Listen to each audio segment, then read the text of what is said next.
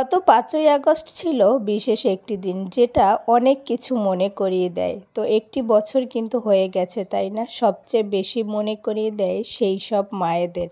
তো যাই হোক, এটা আর না বলি। তো এটা ছিল আমার গত ৫ই আগস্টের একটি ব্লগ। তো জুলাইয়ের গণ-অভ্যুত্থান দিবস উপলক্ষে আমার মেয়ের স্কুলে ছিল বিশেষ চিত্রাঙ্কন প্রতিযোগিতা। তো যেহেতু এটা প্রথমবারের মতো মানে অনুষ্ঠিত হয়েছিল। তো এখানে ৩টি গ্রুপ মানে ভাগ করা হয়েছিল। প্লে থেকে ক্লাস 2 পর্যন্ত ক গ্রুপ, আর ক্লাস 3 থেকে 6 পর্যন্ত ছিল খ গ্রুপ, আর তারপরে 7 থেকে ক্লাস 10 পর্যন্ত ছিল গ গ্রুপ।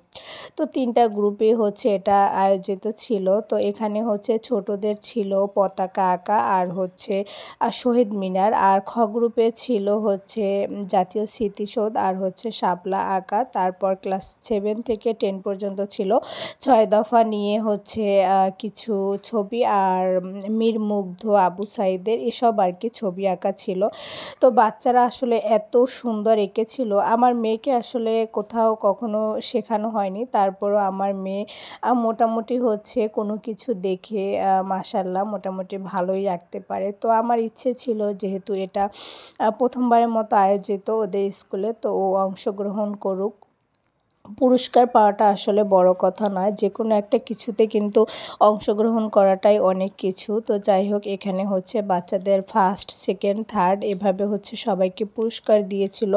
আর যারা মানে বাকি যারাও অংশগ্রহণ করেছে প্রত্যেককে একটি করে ভালো আর কি ভালো মানের একটি পেন্সিল এবং কলম উপহার দেওয়া হয়েছিল, যাতে বাচ্চাদের অনেক বেশি আগ্রহ হয়।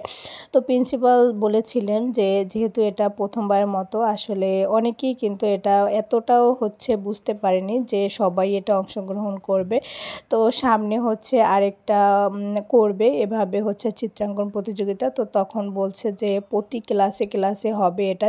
আর যেহেতু এটা ছোটরা কিন্তু বড়দের সঙ্গে আসলে পেরে ওঠে না, তো এই জন্য অনেক বেশি মানে প্রতিযোগী বলতে গেলে ছিল। তো যাই হোক, পরবর্তীতে অনুষ্ঠান শেষ করে বাসায় চলে আসলাম। তো এখানে আপনাদেরকে দেখাচ্ছি, আমার মেয়ে বাসায় বসে কিছু প্র্যাকটিস করেছিল। ও স্মৃতিসৌধটাই এঁকেছিল।